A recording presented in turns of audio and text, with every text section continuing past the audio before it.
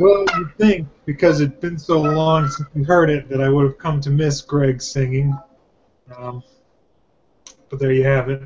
We're going to be talking about Room 39 today here on Mazecast. I don't know what episode number this is. I long lost track. But this has been an episode long in the coming. If you've watched these shows, we've mentioned Room 39 over and over again in two different contexts. One is a room having a really solid solution that we feel really good about and we really like. And two, as having complete disagreement over what the solution is with White Raven. I shouldn't say complete, but a fair amount of disagreement there. Andrew's going to be presenting on the room tonight, so I'll let him get it started and we'll see where this goes. All right, so I'm going to just give us a recap of things that are confirmed and have also been discussed on the Abyss so far. So just to get it out of the way, this is a room on the path, and of course we have the R and O, the tire functioning as an O in the room. These give us letters for shoulders. So as for actual solutions, the correct door is 4. We need to pass back through 4 on the way out of the maze at this point. And so the real hot topic has always, of course, been the real Cask of Amontillado theme that's going on in this room, that being a short story by Edgar Allan Poe, of course. And we have several different visual elements that tie this together. First, the fact that it's a wine cellar. We have the jester's cap over the door that suggests Fortunato, the victim in the story. We have the trowel and the bricks, and the way that the door has been completely bricked up except for one hole remaining, which he leaves one hole open before he pushes the torch in, and then fills it in completely. And so we've tried to really we've played around with that a lot, and we've really bounced around a lot of ways of interpreting this that could systematically and predictably lead somebody to the answer 4, because it seems obvious that there's some kind of riddle going on there, and we've just been battling a little bit as to how to interpret what's there. And so the accepted solution by White Raven, and I'm just going to give this, and then you guys can jump in with other interpretations if you want while we just talk about the Amontillado stuff. The accepted solution is that we have a wine bottle that's pointing in the general direction of 11, the only wine bottle that's inverted in the row in the front.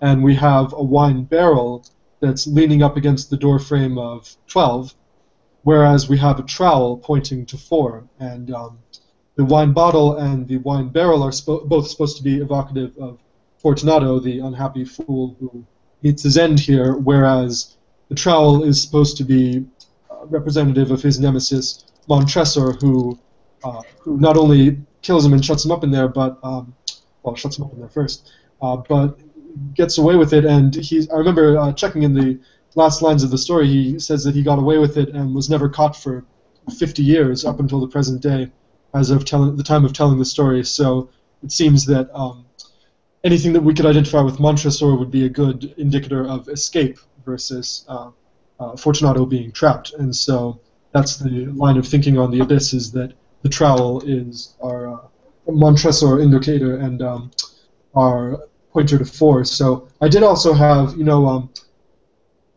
the subject of the Amontillado stuff, I also had a nice idea from Vince from way back on the Abyss, where he noticed in the text all of the bottles turned out to be empty, and read that as an indicator that he was building off of the wine bottle pointing to 11 and the barrel pointing to 12, thinking that if we want to interpret them as empty, we could see them as devoid of content, and therefore we should stick with the trowel, which is not empty, not necessarily full, but not empty either, and is our only remaining positive signifier 4. So do we want to talk about the Amontillado stuff anymore before I go on?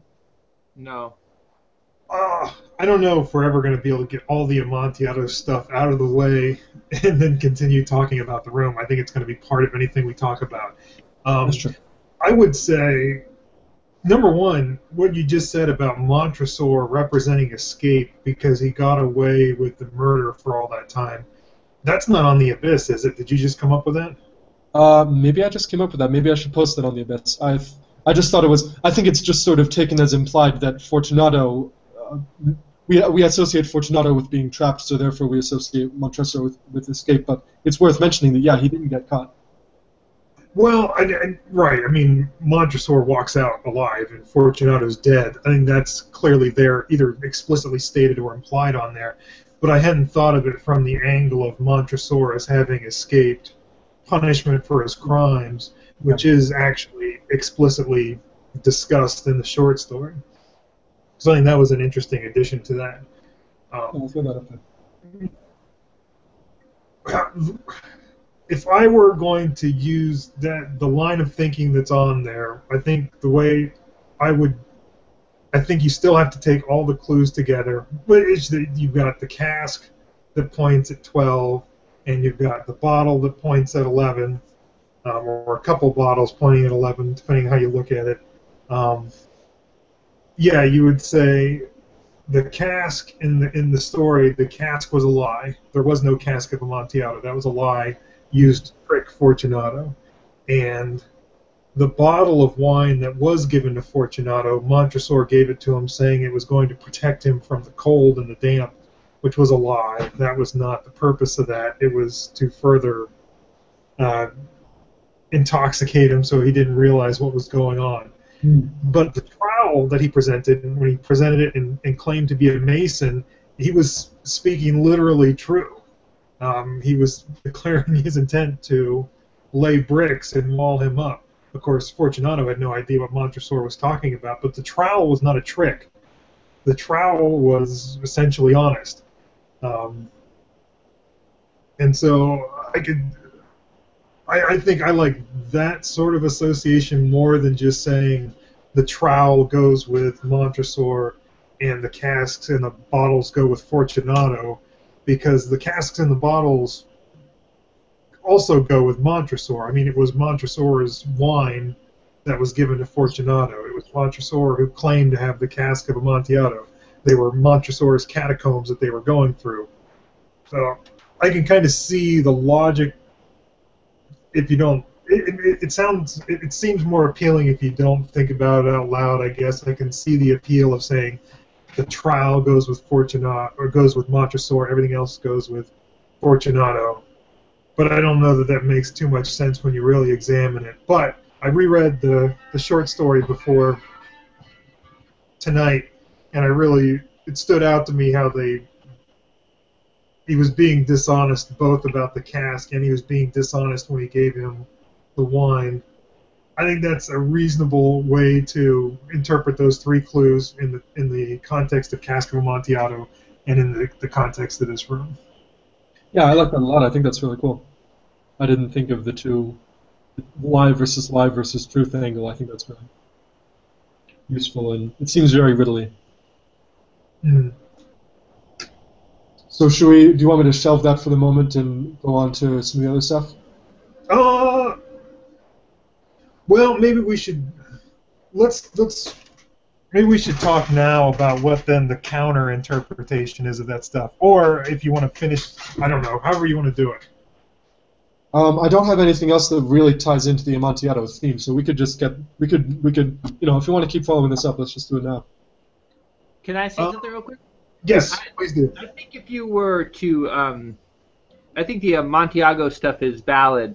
I think if I were making this puzzle, which I wouldn't be making this puzzle, but if I were making this puzzle, I would make like parallel interpretations and try to work that in. So I'd try to make an interpretation where you would need to have access to this fiction, this Edgar Allan Poe fiction, in order to figure it out, but also have an interpretation where you could just look at what's there and work within the book in order to figure out the proper answer. And I think that's probably what Mason did as well. Manson, sorry. There's another area of stuff that's been confirmed that I'll get to in a second that has nothing to do with the Amontillado stuff, if that satisfies you. It's all right there on the page. Right. No, I think there are other interpretations. I'm just trying to say that, like, you don't have to go either or. Like, you don't have to think it's either the Amontillado interpretation or another interpretation. Because I think there are, like, kind of two dominant kinds of strains of thought on this room, and I don't think they're exclusive. Hmm. I think that's an excellent point, and I'm glad you made it because it's something that should have been said. There's nothing contradictory or inconsistent about those solutions existing at the same time. They build on the same observations and they lead to the same conclusion.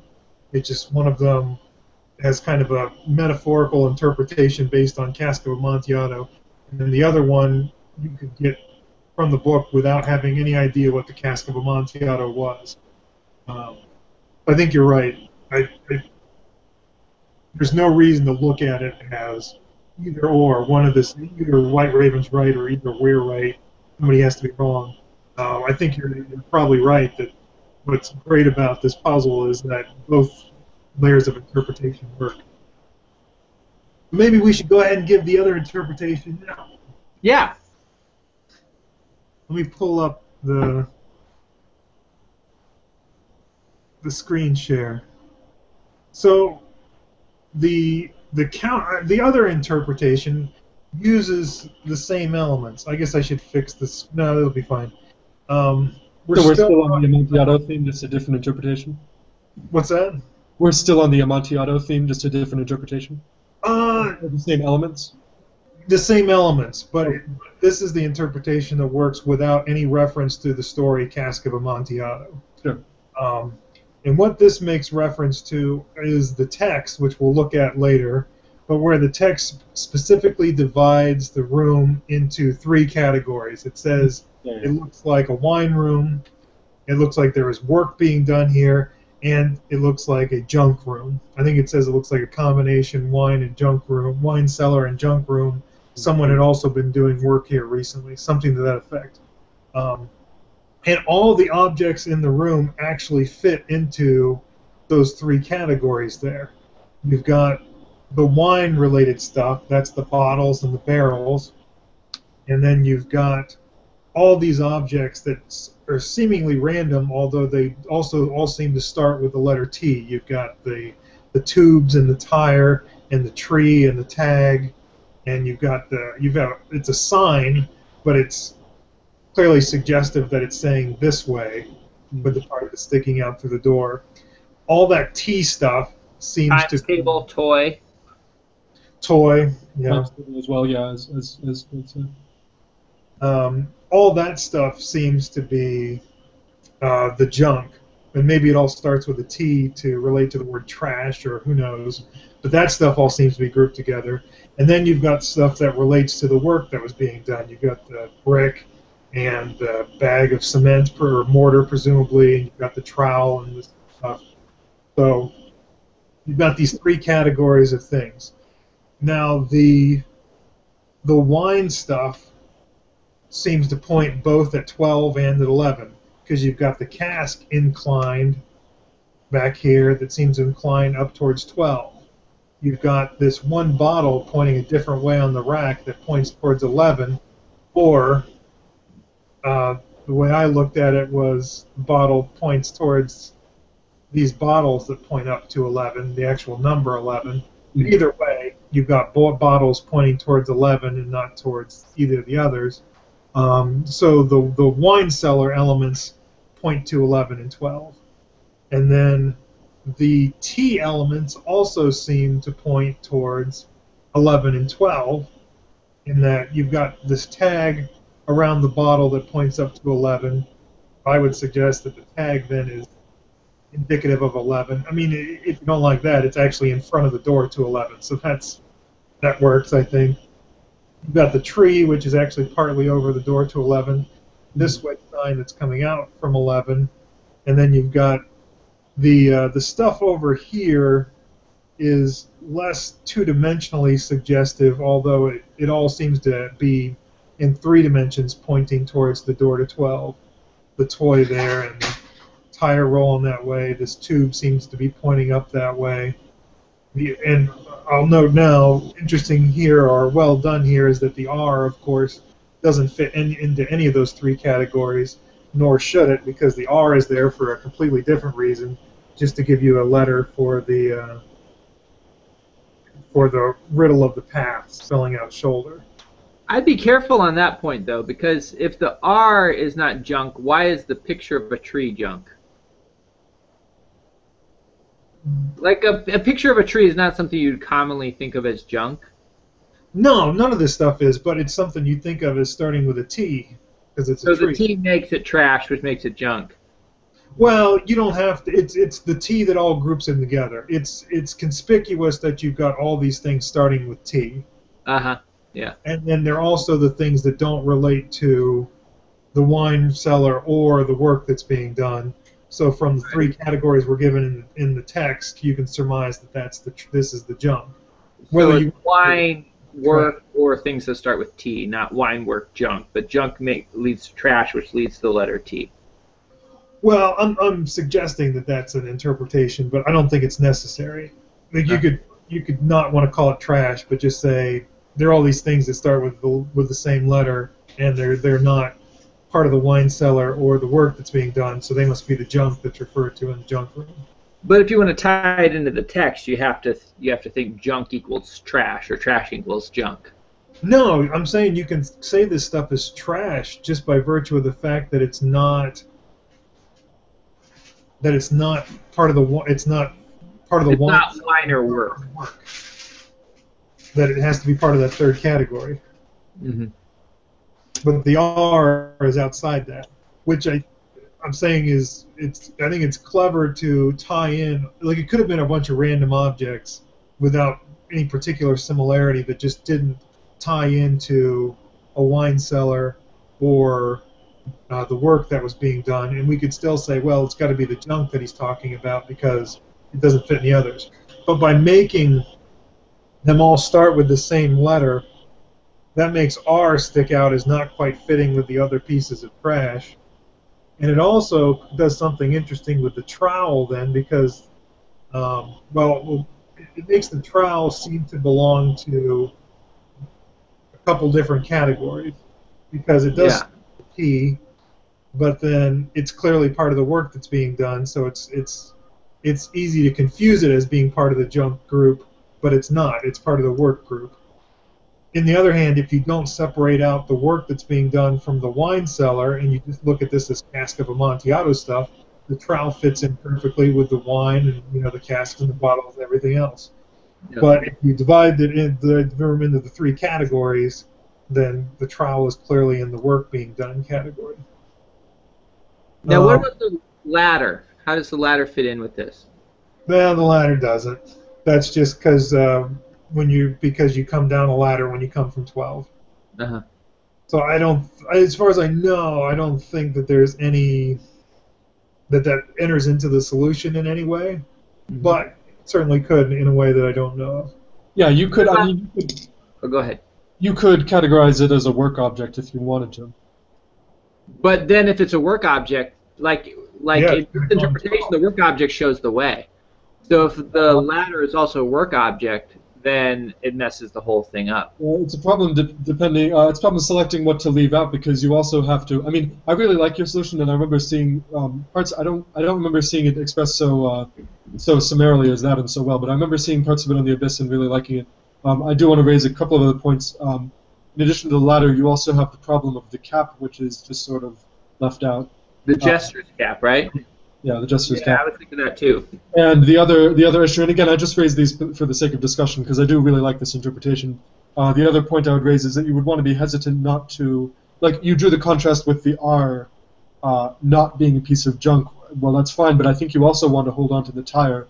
So that creates a bit of a tension between the tire being on the one hand going with the junk class.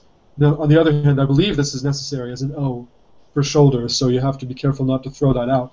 Well, it's not necessary as an O from shoulder because we get an O from 23. See, that's a point of contention across all these rooms on the way back from 45 where we're picking up letters because there's no agreement, I don't think, from anyone about how we're supposed to get the exact letters. You can pick up some letters here and there, but do you get the? Are you suggesting getting the O from the word nothing on the piece of paper there? And then... From all three. And this is not my solution. This is from back on the John Bailey site, but I find it pretty sort of persuasive. What are the three Oh yeah, everything right. Like enough. Okay. The time is o'clock. Yeah. Wait, that's really good. Yeah. Yeah, I Maybe think that's red herring. Then it works to remove it here, but that doesn't say anything about the jester's cap, which is Yeah. something I was concerned about too. If you don't have the cask of Amontillado in mind, and we're looking for a solution that that doesn't require knowledge of that story, how do you omit that cap? Not that the cap necessarily points to anything, but I think you're right. I think I overstated it to say that this requires no knowledge of the cask of Amontillado. I mean, I don't know that impairs the solution, other than that you would look at it and say, well, isn't it curious that this piece that doesn't fit in with the wine cellar or the work that's being done doesn't start with the letter T? What's that about? Yeah. but then it also doesn't point to anything. Like, I don't look at that. I don't think it's. I don't know that it impairs where the solution is going, but it becomes a curiosity. Because you can't go in the bricked door. But yeah, I think also, and I think it's worthwhile to remember this. I don't think Manson meant for the book to be picked apart in the way that we do. I think you're supposed to kind of like semi-intuit the right way as you're solving. So you wouldn't necessarily have to think purely logically and have to account for everything. I think he meant for you to just kind of read it and look at it and kind of like work it out kind of slightly under the surface, which way is the right way to go. Greg, are you trying to undermine our entire enterprise? Because I don't think I can agree with it. I'm not trying to do anything. I'm just talking, which starts with so it's junk. I think sometimes that seems to be the case, although I don't know whether that's just the times when we don't really know what's going on. But there are clearly other cases. I mean, the solution in room 1 is not just kind of feeling it out and seeing which way seems right. I mean, there's a fairly structured answer. You can say that the 3 of the 4 words appear in text either directly or anagram, and one does not, and he says the silence is, et cetera, et cetera. Like, that's not just a. Yeah, no, I see what you're saying. I'm just like White Raven, got an email from him once that said something along the line, or I'm interpreting that email to say what I'm saying to you. But I think you're right. I mean, he definitely did construct these puzzles, but I think there's kind of different degrees of concreteness to them. Uh-huh. And this might be a case like that, where it's like, I don't think he's like as much of a stickler as we are necessarily for some of the elements. I'll tell you, I don't think he would have any problem assuming knowledge of the cask of Amontillado for the room. So I think I was just overstating it way too much when I said you don't have to have any knowledge you don't have to know anything. You could be a total illiterate ignoramus and look at this and figure out the answer. I think it probably does impair your ability to interpret the room if you don't associate that jester's cap with the cask of Amontillado and the wine and stuff together. Like, because that's what explains why it's... I think you can still do it without it, though. I mean, you got wine and you got work. You got wine and you got work. Wine in the sentence is coupled with work, or with junk, right? Right. I just said that you can. I'm just saying that it not knowing where that comes from would be a big confounding factor in trying to... I think it's easier if you know the story, but if you don't, I think you can still figure it out. Well, that's what I just said, and then you argued with me for 5 minutes. Right, but now I'm arguing with you still. So you get it. Okay. Anyway, so the point, and I left out, I didn't start discussing the times table yet. Maybe we'll leave that till later because there's a lot of different stuff said about the times table. Yeah. But suffice it to say, it's a T object. It's been suggested that the 1 and 1 together maybe points... Hey, don't steal my thunder, don't steal my thunder, don't steal my thunder. All right, I won't say anything. Just the times table is there. And the solutions, it's up there on the abyss. So anyway, the point is, the T stuff, the junk, seems to point at both 11 and 12. The wine stuff seems to point at both 11 and 12, but the work stuff points to 4. The trowel points to 4, and 4 is the correct answer. And there's some other things that, I mean, the bottles being empty, I do think could be suggestive of their lack of true meaning, or how about them being disingenuous, a fake prop or something like that. And one of the barrels that has the lid off, and you can see inside that it's empty, although it might be a bit of a stretch to suggest from that all the barrels should be treated as empty, but, I mean, something was... the one tilted at that rakish angle. If you were a true workman, you would not be like so jaunty with your tilting as a barrel. Yeah. That tilt is probably not physically plausible unless there was just a small amount of very heavy liquid in the bottom, so that it could hold it up in that position. But if that were full of anything, it doesn't look like it's leaned far enough to stay leaned. It looks like it would just fall back down. But it makes the leaning seem like definitely like it means something more than just like this is how it makes sense to draw it. Yes.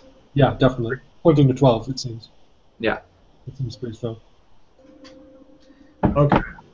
So that was the counter proposal for, and I'll tell you what I think is most clearly correct and I think important about that is the division of the room into junk wine cellar work. But once you do that, it seems clear that the junk points both ways and the wine points both ways and the work points the right way. I think it all seems to follow once you do that. I think that's pretty solid. All right, that's all I had to say. Go for it. Time to Andrew, go. All right. Okay, so the only other material that's been confirmed on the website is some stuff that is credited to myself and Hidden Mystery. Well, actually, several people, Gentile, Hidden Mystery, and I think a lot of people. I think this is one of the solutions that everybody, one of the points that everybody noticed, even if they didn't necessarily say, not to undercut anybody's achievement, was that the table of squares, setting aside the error and just reading it as a straightforward table of squares, that suggests 4 out of the 3 numbers because it's the only square number. So there was a bit of squabbling over the credit for that, but it seems it's sort of a public domain solution that both Gentile and Hidden Mystery have vouched, along with sort of implications elsewhere. But there's a lot more going on, seemingly, with the timetable, and I think you might, if you don't know this one, Greg, you might like it because it really is rather more intuitive, I would say, because it's not about procedurally arriving at an answer, but I noticed that the 1 times 1 equals 2, that carries both of the digits that together account for the 2 wrong rooms that we want to avoid. Yeah. Generally got the sense that perhaps you're supposed to notice that error and be a little bit bothered by it and perhaps want to avoid 11 and 12 on account of that. And I don't know if anybody's actually said this, but I noticed this in reviewing for the episode. I don't know if we've talked a whole lot about all of that empty blank space that I guess I mentioned at one point, but I didn't do much with it, but all that empty blank space that seems to leave enough room for 11 times 11 equals 12, and that seems to have been omitted. And again, that seems to be there to get you thinking about the 2 numbers and wondering why it's wrong at the top and why it's missing at the bottom. And I think it's just there to create a general feeling of unease about those 2 digits and to steer you toward 4. And there's more to say about the timetable. Vince, you had your bit about the fact that the one occurrence of the digit 4 on the timetable is partially obscured by that tube, which I kind of like as being like 4 is the path to like this escape tunnel or something. But yeah, you go wee. Yeah, that's right. There are different ways you could take that, but there's definitely, you do get a sense that the 4 is being singled out somehow by that tube. And yeah, I mean. Yeah, no, go on. Well, it's a problem we run into a lot, where we look at a room and we notice some weird stuff that definitely seems to involve some numbers, but then you can interpret it like 10 different ways to get to the answer you want. Yeah. So if we didn't know what the right door was here, we could say, well, look, we've got this multiplication table here. We've got 1 times 1, 3 times 3, 5, 7, 9, and a blank space. Well, what goes in the blank is obviously 11. Yeah. So that's classification, we should go to 11. Or, I mean, what is 11 times 11? It's 121, which is why I said you get the... Right, which would have a 12 there. That's what I thought. Yeah. And that's very Manson. I think that 1 times 1 equals 2, like what Andrew was saying, that kind of like, you get this element here that should make you uncomfortable, that he brings emotions into the puzzle. Okay, so like this thing, like that's why he uses darkness so much and just like kind of fear. You know, when you feel uneasy, that means that's probably the wrong answer. He brings that emotion into it. So the 1 times 1 equals 2, that's wrong. That makes you feel uneasy, so that's wrong. 1 and 1, 11. 1 and 2, 12. And then, you know, you have that blank space, which I've never noticed that before. That's pretty good. It's pretty good, but I do agree with Vince's point that if you wanted the answer to be 11, you could get it from there.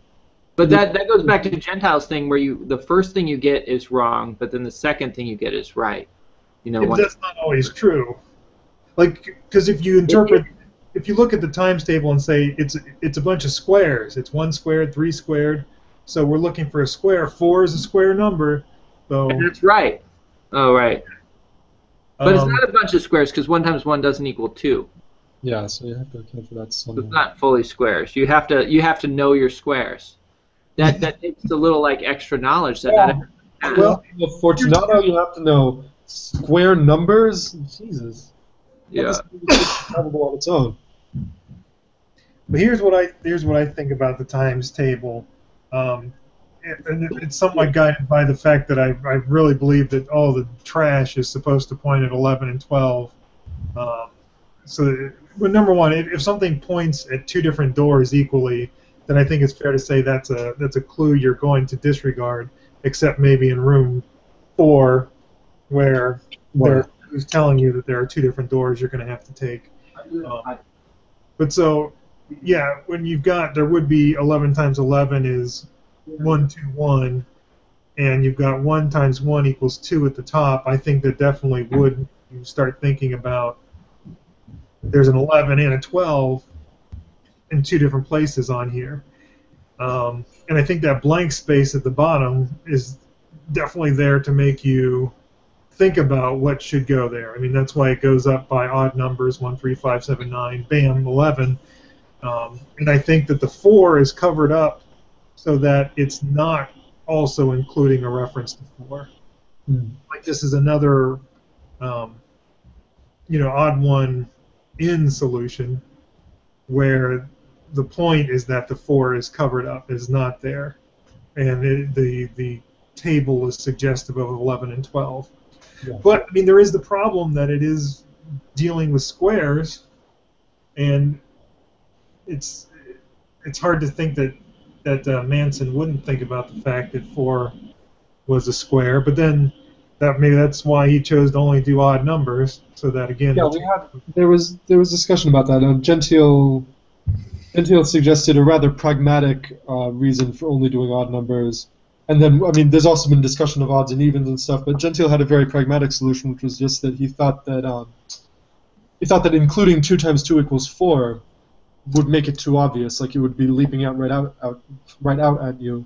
But on the other hand, only omitting 2 times 2 equals 4 while including like everything else up to 11 times 11 would also be equally way too obvious. So that's why Gentile thought that he picked the slightly obscuring way of only focusing on half of the numbers so that it wouldn't be so obvious that 2 times 2 equals 4 was left out, so that unlocking the times table wouldn't just seem too easy, which I agree with. I think that's a pretty good very pragmatic way of looking at why he made that choice. Well, I think it's the times table is really elegant in that it like clues the solution in multiple ways with just this kind of very simple pattern, right? You've got the simple pattern with 1 mistake and 1 omission, and as a result, it clues the correct answer like 3 or 4 different ways. Yeah, and it's been suggested by White Raven that there are still like 3 or 4 other ways that he interprets it to give the room number. Who knows what those are? It's been suggested by my mom that nothing. Just but if she did, she could come up with some stuff. Yeah, I know. I know you don't like it when we use the W word. Well, no, I mentioned him as well. That's fine. I just think that like that's not gospel, you know. So, No, I mean, half of the point of what we said so far is that I disagree about his interpretation of the room, um, or at least I would slightly tweak his interpretation in terms of why the trowel is correct in Cask of Amontillado terms. No, no, what I'm saying that I mean I don't think the times table was meant to clue the correct door in half a dozen different ways. I think it was probably intended to do it in one way. It's just it's so susceptible to different interpretations that we can notice something weird about it and know what answer we're trying to get and find a lot of different explanations for it that are about equally valid. Yeah. And so I pointed out he had a bunch more. I'm whether they're going to be convincing or not. If we ever find out what they are, I don't know. But I presume they're at least somewhat similar to the solutions we've got so far relating to the times table. Mm-hmm. Do you want me to move on from there? I think we've said Yeah. yeah, move on. Okay, so that's the extent of the stuff that's been, or at least, I mean, bits of what we've said so far were confirmed on the Abyss, but, I mean, take that for what you will. But I like to use it as a measure. And so I'll move on to some things that have been not, things that are still in the unknown territory. There's been discussion about the number of bricks lying down in front of the door, which the brick's number 12, and anchor person Smith points out that you can get 12 from that by counting them straightforwardly, or you can get 11 from that by deducting the one that's going to have to be plugged in to fill the door. And that seems like another good kind of a clue where you have two numbers indicated, and so you just as Vince was just saying a couple minutes ago, you take that duality as a sign that you should ignore those two and instead focus on the one that isn't indicated. And White Raven raised a fair counterpoint, though, which was just a fair point of discussion, which is how do we know that we're really supposed to get both 11 and 12 out of that, and how do we know that it's not really just supposed to be a red herring solution for one of them that if we knew about the story, we would understand we shouldn't. I think Smith is more compelling in this case because it's drawn the way it is. So you definitely have 12 bricks there, right? Mm-hmm. You can't dispute that. There's 12 there. Maybe you could like interpret certain lines differently, but I think most people would look at this and if they were to count it, they would count 12. There's definitely one that's separate from the others. There's definitely one space in the wall. Yeah. You know, so and all of those things are deliberate. There's a reason for those things. So I think that the chances that he just accidentally got 12 bricks and accidentally put one separate as some weird red herring that also happened to be very relevant to the numbers that are important here, which are 11, 12, and 4, is a lot less likely than this is an intentional thing that you can use. Yeah, it seems, well, obviously there was some level of intention, but I agree that it seems hard for Manson to imagine anybody only getting the number 12 or only getting the number 11 out of it when it's so easy once you see one to see the other one. Mm-hmm. That kind of shits on both interpretations of the room, though, because those are definitely work-related objects there, I think. That would be pointing at 11 and 12, and they're also objects that would be just as associated with Montresor as the trowel. Yeah, you're right. Then that doesn't mean that we ignore it just because it it kind of goes against our theory, but it's just something to think about. Yeah. Well, I think that goes back to like there's not like when you can think about the room in multiple ways. And if you're thinking about it in one way, it doesn't mean that the elements that you use for that one way can't be used for thinking about it in another way. So the brick thing is just this kind of very kind of micro way of getting at the solution. It doesn't use the whole room. You know, it's not as full of a solution as the cask or the work wine junk solution. But I think that also doesn't make it invalid because it works. You know, this is just cutting in with something new, which maybe isn't the best timing, but I don't want to forget about it. Something interesting. When I was reading the Cask of Amontillado before the show today. Poe tells you exactly how many lines of bricks there were over the entranceway to where Fortunato was bricked in, and there were 11 layers. And I read that, I'm like, oh, 11, that's great. So I go back and check the picture to see if that's what Manson did, and he didn't. There are a lot more than 11 layers. For sure, probably at least twice as many. Which, I guess the immediate reaction was, yeah, who cares? He didn't copy that stupid detail from the short story. It doesn't fucking matter. Except, I kind of think he would have noticed it if he was basing this room on it, maybe if he reread the story. But the reason why I think it maybe is interesting is because for that to have only had 11 layers on it, the bricks would have been a lot bigger. Yeah. And it would have been a lot more of a hassle for him to leave that many of them lying on the floor. Right. More like cinder blocks than bricks. Mm.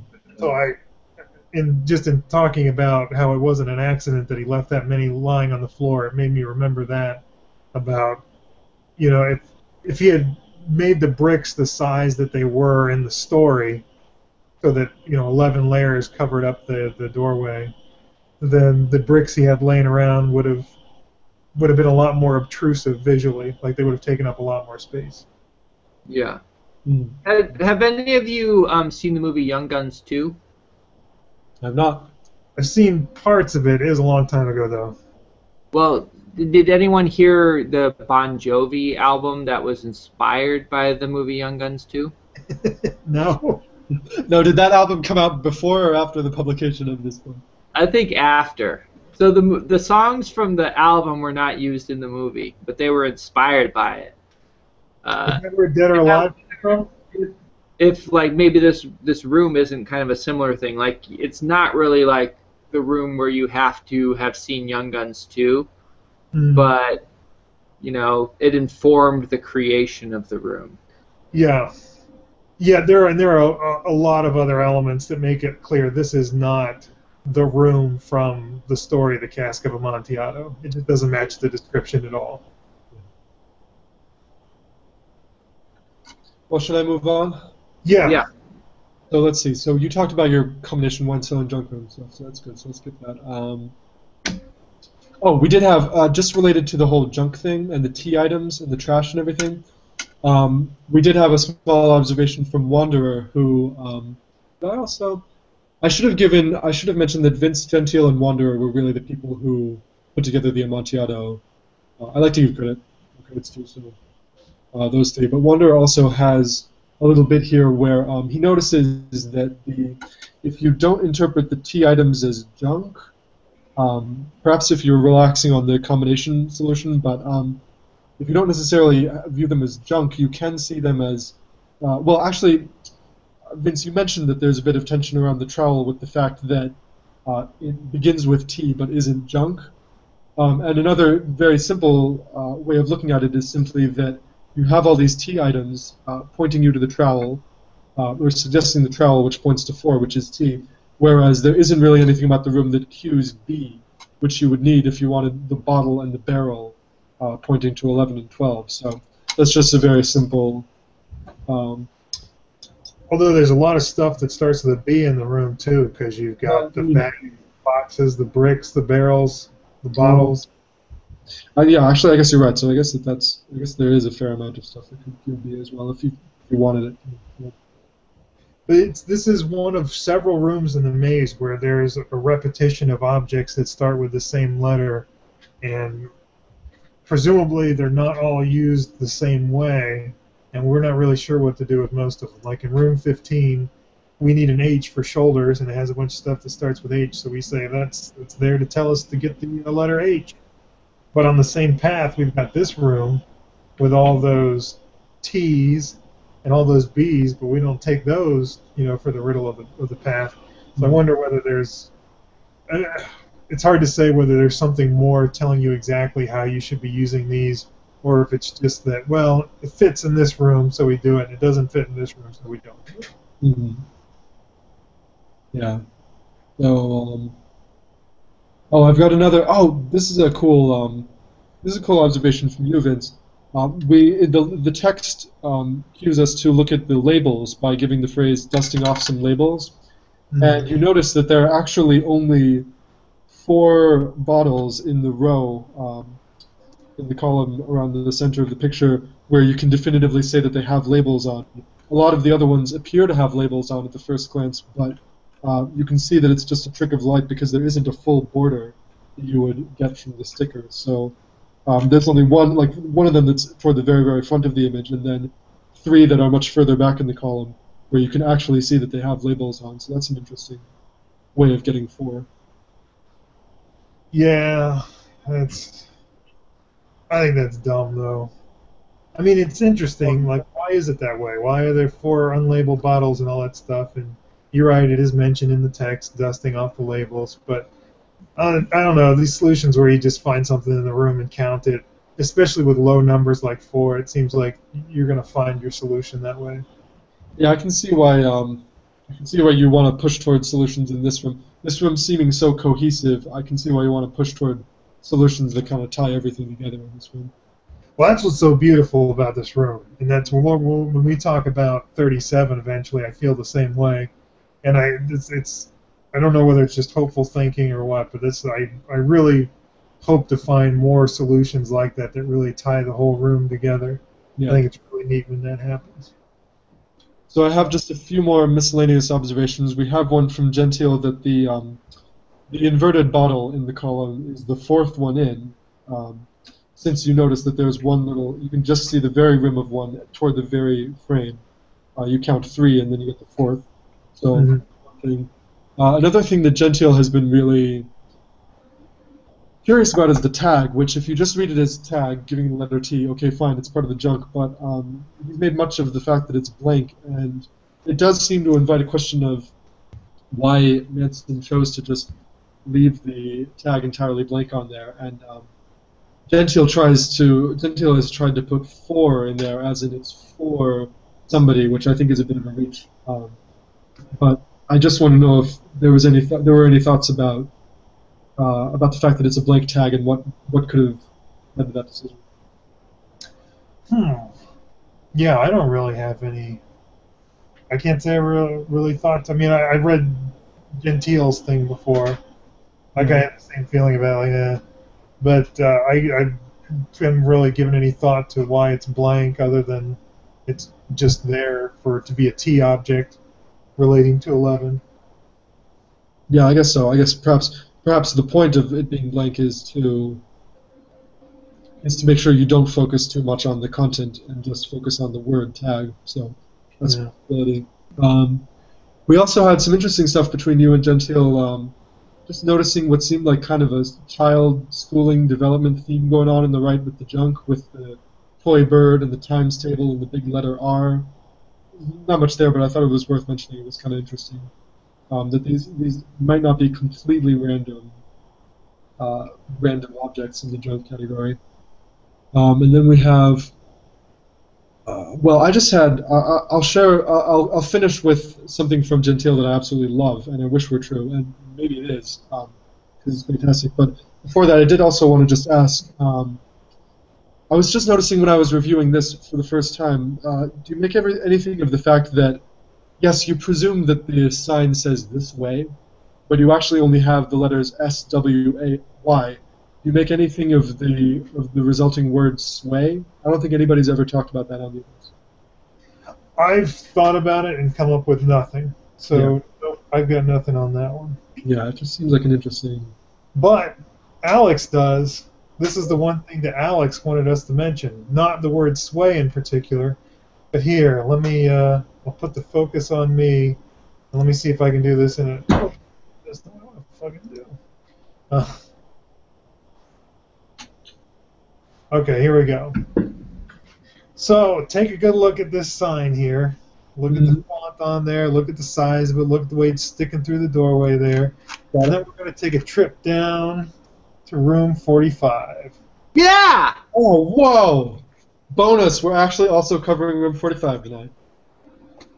And look at what we've got here, sticking out a door in the same location, similar size sign. The writing's not totally spot on in terms of font, and it's got ELVI. The other one starts with an S space. So it looks like it's spelling out Elvis between those two signs. Oh my God. Elvis Way. Elvis Way. I don't know what that means. But then... That's a street in Reno. Is it really? Yeah. I figured there'd be an Elvis Way somewhere. I Googled it earlier today, but it didn't get any results like that. But well, you got to use Google Maps. Okay. Here's another funny thing that it's kind of another... Well, I wish this were true, and this is maybe closer to plausible than some of the other ones. If you put these signs together, you come to 45 first before you go to 39 along the path. So you see the LV, and then you see the sway there, and so you see it, and you're leaving the building, and you get Elvis. Oh. That's left the building.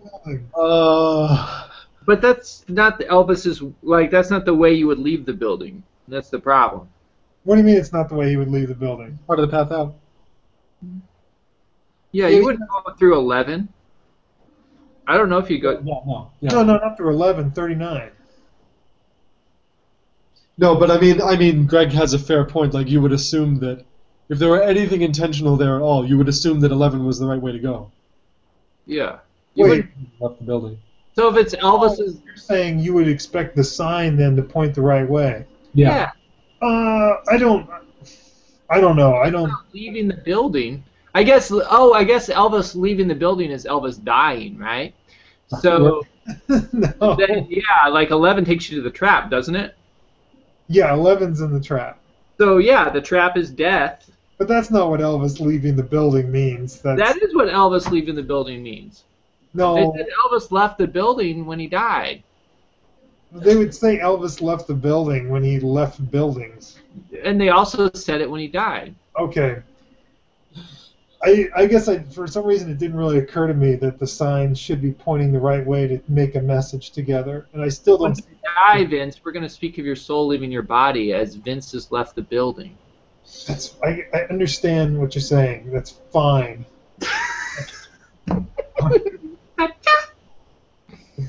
I'm saying I don't see that as necessary for these two signs in two different rooms to be making a message together.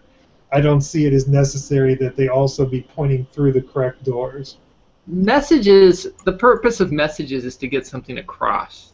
If the message is just kind of saying something that doesn't matter, it's not really a message. No, it's relating to the fact that you're on the path out.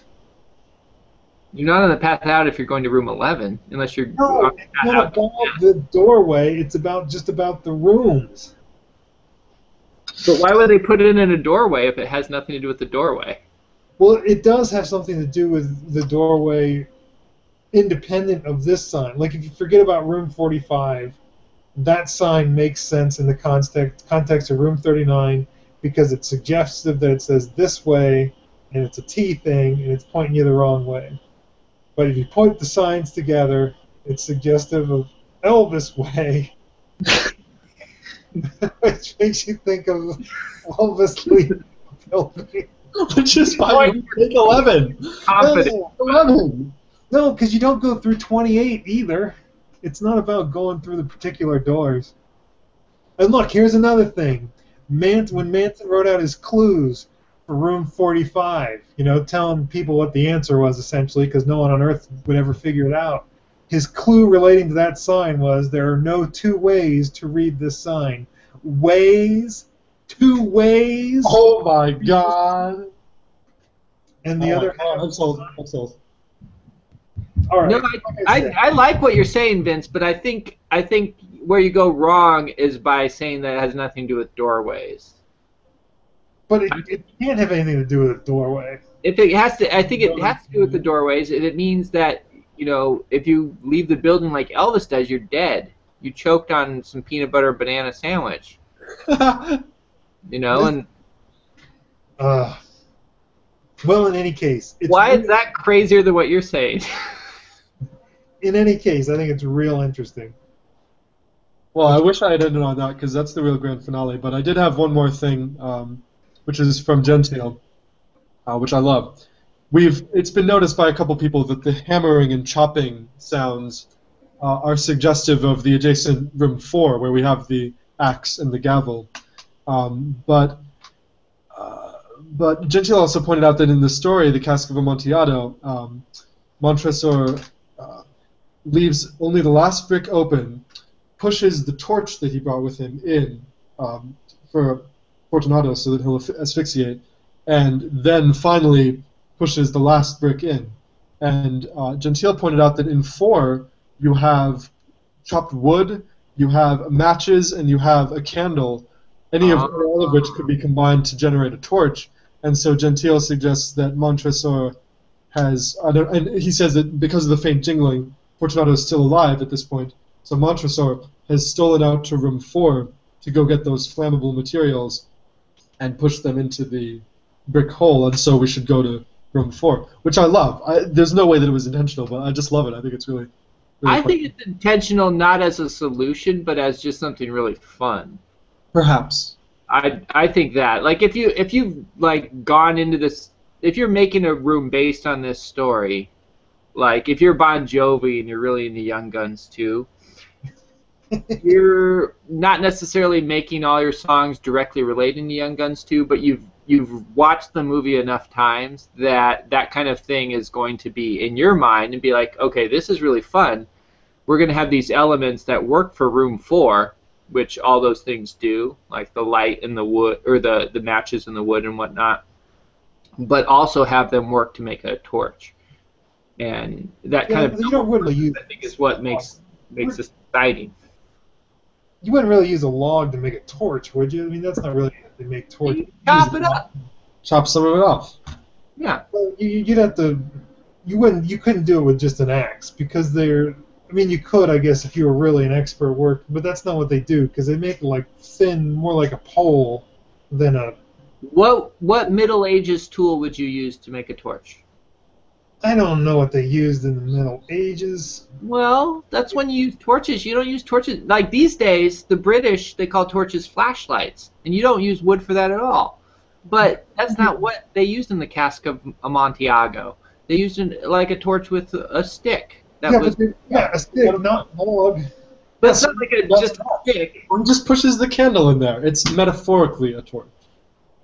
You can't use any stick. You need like a stick that's prepared to be a torch. It needs to be like a thick piece of wood. Accepting that this is supposed to be ancient building materials, then you wouldn't have the matches in there, right? I mean, that's fairly recent.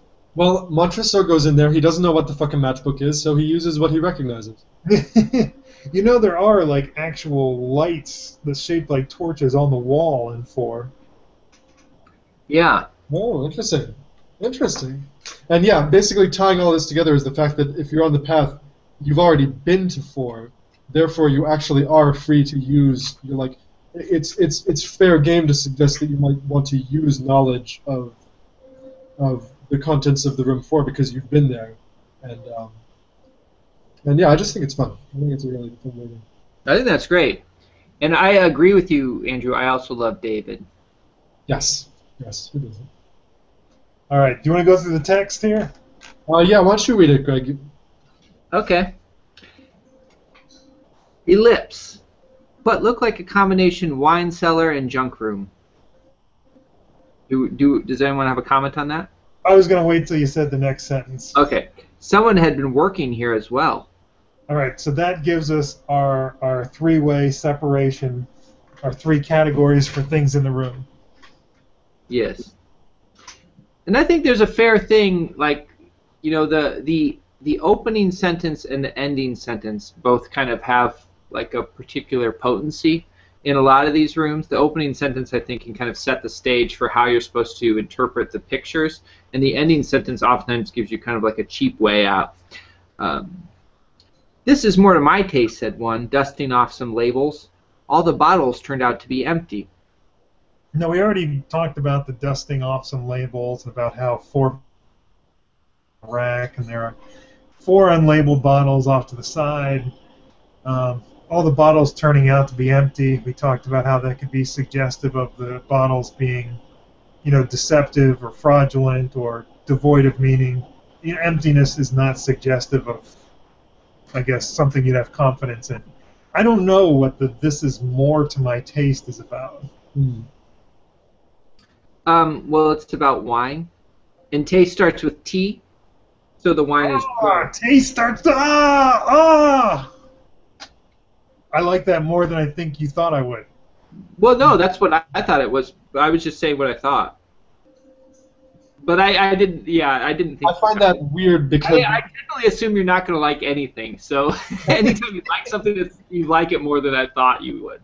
I find that weird because it confuses the category of wine and junk. I mean, I think you're right. I think you were saying, well, it's just because it's wine, but I think you're right. I feel like sometimes he just chooses. Sometimes in the text, if he has an open space, he'll just choose. He'll work in some flavorful word that relates in some way to the aspects of the room, but isn't necessarily supposed to be like a clue, but just like maybe I'm just biased because coming off of Practical Alchemist, this is what all of the text in Practical Alchemist was just those kinds of thematically flavorful choices. I think you're absolutely right, and I think you stated it very well, and that's something I don't think we've ever brought up or talked about before, but I think you're exactly right. And some of the times when we struggle over, what is he saying? What does this mean? How do we interpret this? I think a lot of times the answer is you don't. He put a word in the text that seems to point towards something in the picture to drive you crazy. Yeah, there's a degree of intentionality, but just a sort of general resonance, not necessarily, okay, this is pointing you in the direction of this riddle, go. Yeah. No, I agree with what Andrew's saying, but I also think that like how I interpreted Vince's interpretation of the room is that the wine is supposed to be junk in a way. Well, like you phrased it in terms of 3 categories, but the wine is next to the junk in the initial sentence. So, and this is just kind of a reiteration of that the wine is junk. Wine is trash. Starts with T. Yeah, I think that's a great interpretation of that. Associating the wine with the letter T, and then talks about how it's a combination wine cellar and junk room. But if all the bottles are empty, aren't they essentially junk? Yeah, they're junk, and the fact, and just in like how they separated wine cellar and junk room in one sentence, and then someone has been working here as well. That's something different. Yeah. That's all this room is being used for. It's not combined with the other things. It's like that's one thing, and then the work is another thing. It is a little odd that he says this as if he's comparing it to something else. Right. What's the thing that they're trying to sell him on? I guess the work. The work is what immediately preceded to it. Yeah. Preceded it. This is more to my taste than wet cement. Well, it's supposed to be interpreted based on which room you exited. Oh, yeah, that's sort of on the path. Which room are we supposed to? We just came from 12. We just came from 12. So that's one of the copy rooms, right? Yeah. Oh yeah. Well, there's not a whole lot to say about it. There is an eating picture in that room.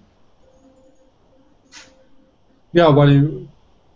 But I think I see what Andrew means. I think that makes sense. He's talking about the room in general because it has the wine in it. Not saying this wine in particular is more to my taste than something else. No, I didn't think of that.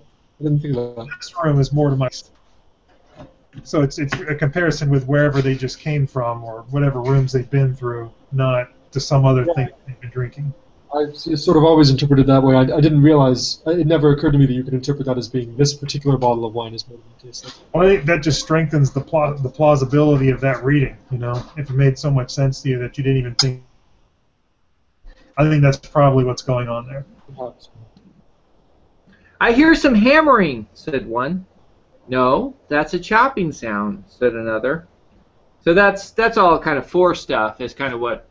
Yeah. What Yeah, that's hard. You can't refute that. Not always, but. That's all cluing us to go to 4, which, because we've already been there on the way in, we know that there's hammering and chopping going on in there. Yeah. None of them heard the faint jingling that came from behind the wall. I don't hear anything! I said loudly and with as much commotion as possible. Hurry them out of the room, too. And of course, that's just reinforcing the Cask of Amontillado stuff. From outside of a puzzle perspective, but just in terms of the tone of the book and the nature of the narrator, this is a really important room, I think, for just establishing how sinister of a character he is. It sets a good tone, I think. Well, I think there's also something to the room about this. So, so they're talking about the hammering and the chopping sound. Those are both sounds of work. So they apply directly to room 4, but they also apply to the work-junk kind of dichotomy that you establish. You know, hammering and chopping sounds are both sounds of work. Jingling is the sound of frivolity. Don't come in front of the camera because you're naked and this is going on the internet. But jingling is a frivolous sound. Okay, so it's a junk sound in terms of utility. You know, jingling doesn't accomplish anything. It's not like hammering. Hammering is the byproduct of work. Chopping is the byproduct of work. Jingling is the sound of frivolity and junk, in a way, kind of like a. So I think there's more to it than just that. Well, you know, it just occurred to me when you said that. I hadn't really thought about. I'd only ever thought about his comment, "I don't hear anything," in reference to the jingling that came from behind the wall, where he's trying to talk loudly, and so that they're not interested in the person that he has locked up behind a wall in this room. But it comes right after them saying, "I hear hammering, I hear chopping." He hears the jingling, and he says, "I don't hear anything," and tries to rush him out.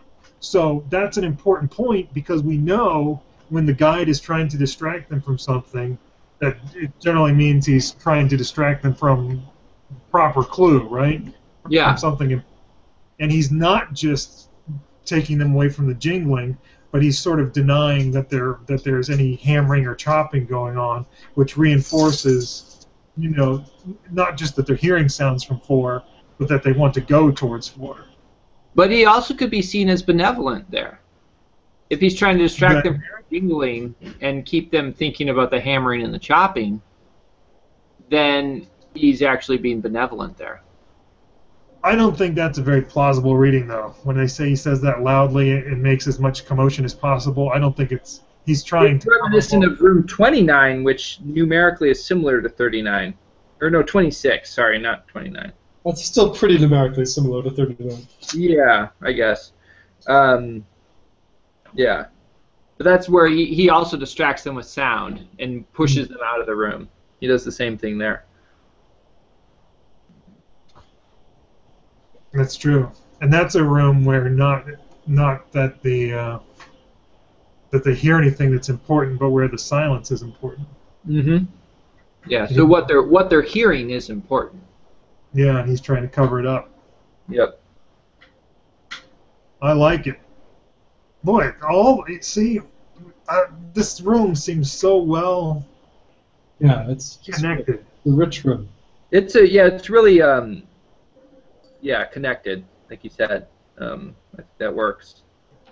It's a very whole room. Like it's like a full meal of a room where like all the different courses and all the different things that are on your plate seem to be part of one meal, as opposed to like a lot of delicious things just kind of thrown together on a cafeteria tray. Yeah. This room is definitely more to my taste. You should cut it there. That's where you want to stop it. Oh, sorry, too late. Okay. Say that again, Andrew. This room is definitely more to my taste. Waka waka schmacka wah.